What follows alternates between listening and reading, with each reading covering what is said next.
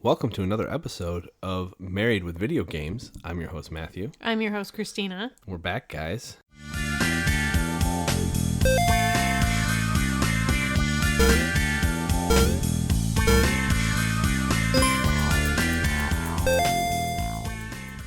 Yes. This one I never expected to get to a Married with Video Games episode, if I'm being honest with you. It's mostly going to be you talking at this point.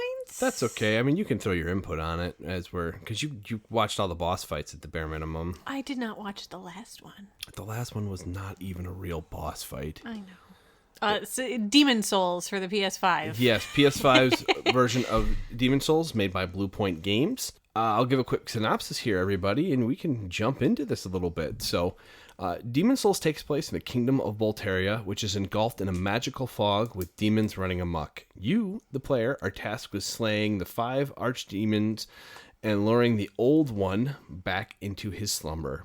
The original Demon Souls came out on the PS3 in 2009, and might I add, I played the original Demon Souls when it came out and did not get very far.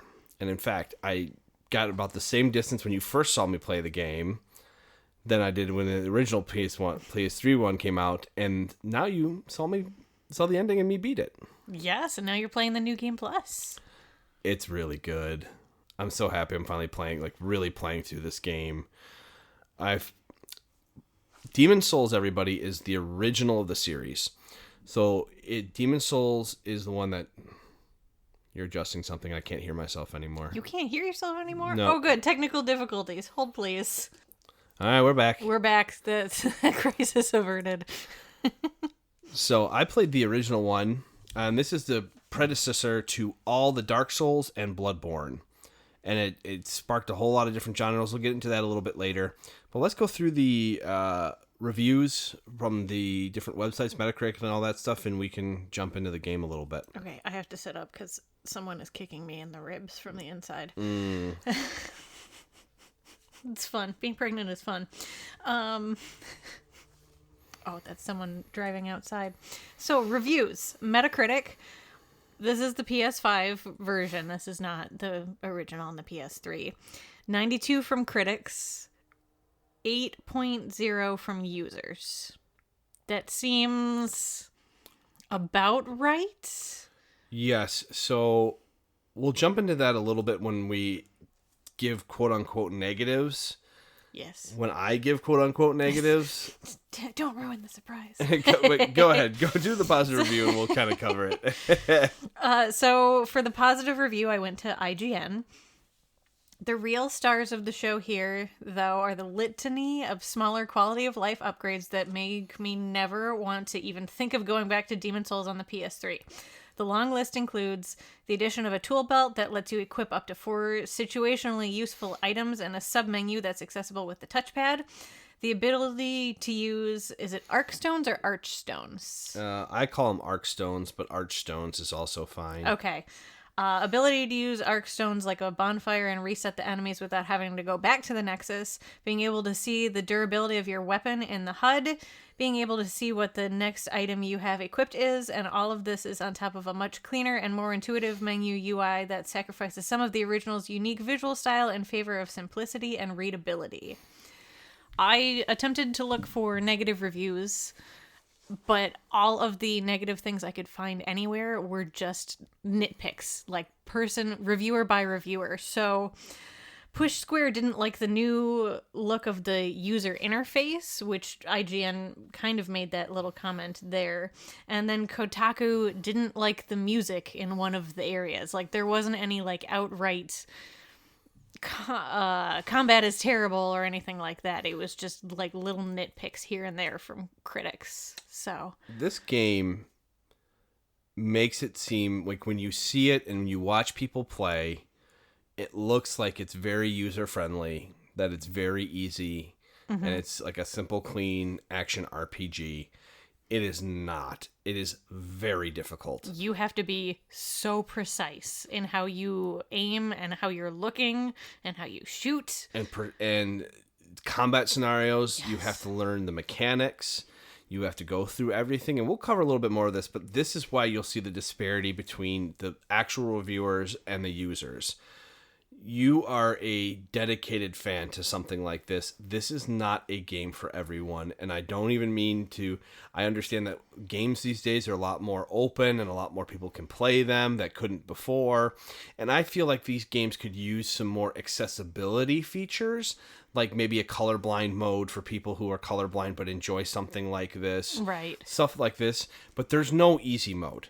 There's no easy, medium, hard. If you cannot play this game, you're stuck watching somebody play it. Returnal was like that too. There was no easy, normal, hard. It was just you play. Yeah, this is the game. Yes. This is the difficulty. Get used to it or die. Yeah. Games like that are not for everyone. No. But Demon's Souls is not the first hard game to ever be made, but I'm going to make a big argument and statement here that this is the first... This game sparked a genre where there was a lot of sequels, all the Dark Souls series, all the Bloodborne, those are all sequels to this game. And, well, obviously this is a remake of the original. On top of that, we have games like Neo and Neo 2, which are offshoots of a game like this. And there's a lot of mobile games that are trying to imitate this kind of gameplay. It kind of reinvigorated that genre of difficulty. It's a Souls-like game. This is where the Souls-like came from. If you hear a game, our There's dog... a dog just oofing in the background. Do you have something to say? You want to get on the mic, sir? Are you complaining about this game being very difficult? Yes. Is that what it is? Do we need to pause and let you outside? Yes? Okay, we're going to pause real quick. More technical difficulties, everybody. Dog difficulties. Okay, All we're right. back. Crisis averted again. This time the dog is free to bark outside. You'll probably hear him through the open window. He is the oof woof, Yes. the bark king. Yes. Anyway, as we were saying, this game is where you hear Souls-like from.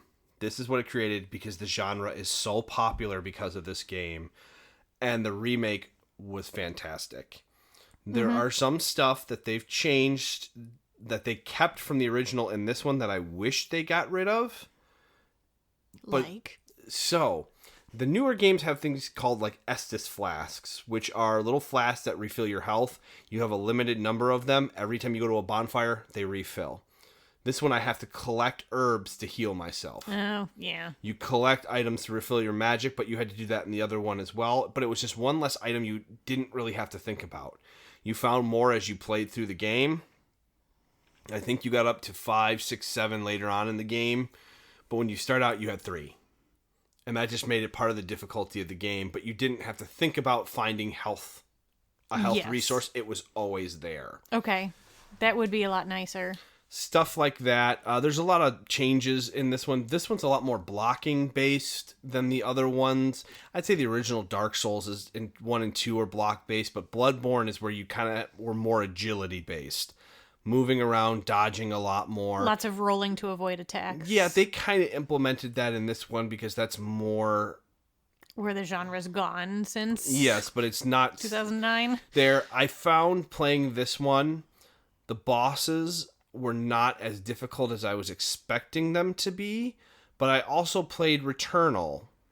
Returnal really made you pay attention better at a game like this. I feel like, because you really have to pay attention to Returnal. Every little area something's trying to kill you and you have to dodge, duck, weave, and bend through. So this one, when they're slowly lumbering at me and doing stuff, I'd still get hit, but not as frequently. Yeah, and I made that comment to you while you were playing at one point about, Returnal made you better, and Control even helped too, where like you have to constantly be moving and shooting at your enemies. Control was a lot of that. So, little background story of this. I got this game. My wife bought it for me. For your birthday. For my birthday. In November. When the game came out. I played through up to the second boss and just lost. And I was like, I'm already getting angry. I'm going to put this down. And then I started playing a different game. I don't remember which one. But I started playing something else. Because we already played through Spider-Man at this point. Bug Snacks? It may have been. Something else came out and we were playing that. And I never really jumped back into it. I was looking for something to jump back into, so I looked up online the easiest starting point for this game, and I found what class to play, what to do, and I just kind of looked it up. And I said, I want to play this game, I want to enjoy it, and that's how I did it, and it worked. Their advice helped me a lot to get into the game, and if I was going to play it again, I'd make a different class and try a little bit more difficult, but they gave you the easiest build to start the game with, and they weren't incorrect with that. I believe it was Immortals Phoenix Rising. Oh, Immortals was so good. And no, never mind. I'm looking back at all of our podcasts. No, Bugsnax was before Spider-Man. Yeah, so it was Immortals Phoenix Rising is what we played instead. That was a good game. Because I played a lot of it, and then you were like, I need my own game. So then we were both simultaneously playing it at the same time. And we played different areas, but we both finished it, so... Yeah, but that's what took us away from Demon Souls. Yep. But I played through it, I beat it. Yesterday, I'm working in the office, and you're like, I beat the game! Well, you get to the last quote-unquote boss is not really a boss. It is this little slow-moving thing that I literally shot with magic from a distance, and it dies. And then you make a decision, and then you get the end of the game. Okay. That's really what it is. Way to spoil it for me, because I didn't watch it. If I flew through New Game Plus, you'll probably see it. I know. If I go for some achievements in it, I don't know if I really want to. Yes. So do we want to talk about the story? Yeah, we'll jump into the story. So the Souls-like games don't necessarily tell you a straightforward story. This one does more than the Dark Souls ones, but this game is more about experiencing the world that you're in and piecing together the story. Now, if you want to go to its Wikipedia, it has the entirety of the story because the fans obsess about figuring out every last detail of this story and who the characters are in this world and what happened and what's going on, and they piece that entire story together for you. So if you're not the type of person that wants to try to figure out the story, you literally can go to the Wikipedia and read it verbatim. Are you looking it up right now? No, I'm gonna go look at how many fanfics there are. Oh, is there actual fanfictions for this? Oh gosh. Okay, there's only 40 stories in Demon Souls on Archive of Our Own. Oh yeah, well that's not too bad. That's not bad. So, but let me just really quickly, part of the story is you experiencing and learning the world by playing the game more than actually them telling you a story as you're playing. They kind of give you a beginning and an end, but everything else that happened, you kind of don't really know. What I can tell you is that this creature called the Old One was awoken by this ability called soul arts.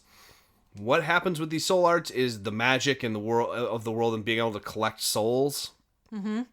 They, on a whim, woke up this demon that will end the world. Excellent. And utterly destroy this kingdom. You, as this person entering the kingdom, are slain and you're trapped in this area called the Nexus. You are then tasked to slay these 5 overarching demons to lull this Old One back into sleep. That is pretty much the story that they leave you with. What you find out in the overall world is that this kingdom was brought around and that they kept these soul arts alive, but you and all this stuff. If you decide for the good ending, soul arts are lost, but you are protecting the kingdom now as a demon slayer. As this really overly... That's what you are. You're known as the demon slayer at the end of it. I know.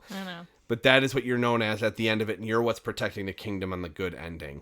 Bad ending is you don't put the Old One back to sleep, and you succumb to power, and you destroy the world with the Old One. And become a big old demon that helps destroy the world. Excellent. Yeah, you get the two. That's basically your choices.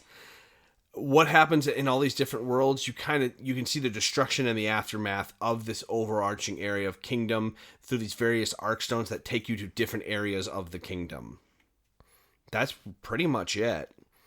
So the world is all linked together, but you don't walk between worlds. Technically you do, but you do it through this central area called the Nexus. Yeah, and you basically quote-unquote warp, I would say. Yeah, you warp to these arc stones, and you touch them, and you go to these worlds or different areas of those worlds. Once you beat bosses, it unlocks new areas to warp to. Mm-hmm. The other thing that I liked about the newer games that this one doesn't have is they have bonfires that you can find in between boss fights. So you have rest areas in between from point A to point B. So you don't have to get all the way to the boss to find a save area. I do remember that from when you played Bloodborne.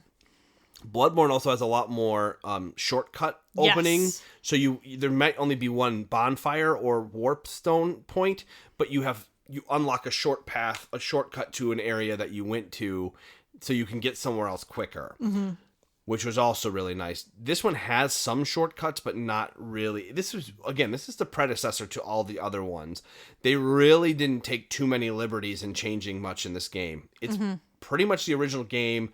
Gorgeous graphics. Load time is really fast. Yes. 2 to 5 seconds. No more than 5 seconds anywhere that I saw. It's so good. Unless you got that glitch of when you were trying to start. There's a glitch in the PlayStation 5 where if you start the game, it'll just stay on the loading screen, close the game, turn off the console, just go to the menu, turn off system, turn it back on, and the glitch goes away. Yes. I don't know what causes it. It's a little annoying, but it's a minute fix. Yeah, that's the only quote-unquote load time that was terrible. Otherwise, if you're in the Nexus and you pick a world to go to, 3 seconds. And going back to the Nexus, same thing. Yep. Super quick. It's Everything amazing. goes in. It's smooth. They've added some cool environmental things, and it's a little bit brighter than I remember. But then again, 2009 and the PS3 versus the color palette you can get on a 4K TV. Right. And were you playing in the performance mode or the... I probably did. I didn't even check. Okay. So whatever the default is. Okay. I don't know what that is because I never even looked. If there is and this is one of the few games where I would prefer to have 60 frames than have the better looking graphics. I think you did go in and toggle it to 60 FPS. Because this one, it's precision based. Yeah. It's like Returnal. You want that precision over You need it. You need it. Absolutely need it. Gameplay. We kind of didn't really talk about it. It is an action RPG and it's over the shoulder. You get swords, maces, daggers, large swords, bows, of different size, crossbows, magic, different shields, different types of armor sets. It very much fits a genre of an action adventure game where you collect different armor pieces to get, special defenses, different types of shield. That the weapons and shields you can level up to make them more powerful. You can get all sorts of cool stuff that way. Someone is I'm making a face at Matthew right now because someone is just like spread eagle. It's not me, everybody. No. Okay, they stopped. We're good. Continue. And so it's very precision based. You have to, like I said earlier, you have to learn patterns. Even the most basic enemies can kill you in this game if you're not careful. So learning the environments you're in, falling off, you can pretty much fall off any side, so you can die from falling. It happens very frequently. Very frequently, yes. Outside of that, that's pretty much, there's a leveling system. The mechanic is souls. So you collect souls and you use them as a currency. You can turn them in, like I said, for leveling up your character. You can turn them in to buy items, to buy armor, to upgrade. You need this. That's what you need souls for. Mm-hmm. There's also these different types of materials you'll find for different weapons, and you can use them to level up your weapons. Outside of that, there's not really anything overly special that you need to do. It's just all there. Pick and choose and go. Mm-hmm. Absolutely love it. The other thing I will recommend to people, if you're playing this for the first time or any of these series for the first time, look up a guide on how to level up your character. You can really mess up your game if you don't level up your character properly. Well, that was a lot of your problem with playing it initially. You built your character and then it didn't work for the second boss whatsoever. That was also me just being super inexperienced and That's not true. having played these other games That is one also in a true. while, because I had played Dark Souls 3 a year or so prior, and I had played Bloodborne well earlier than that. Yeah, that was right after we got married, I think. So I played a lot of those games earlier, and I haven't played a game like that in a while. So it was me jumping into it going, oh, I can handle this, and I couldn't handle it. Just being 100% honest. So choosing the right build, look up online at first before you just jump in and do something like that. Certain items require a certain amount of strength or dexterity or magic level or something to wield items.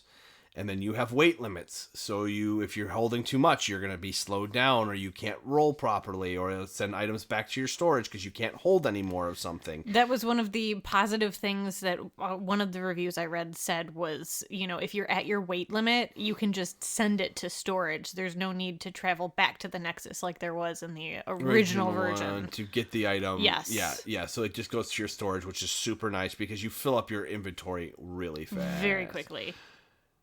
All in all, guys, worth your time. If you're into a game like this, don't jump in and say, oh, Matt recommended this game, it must be good.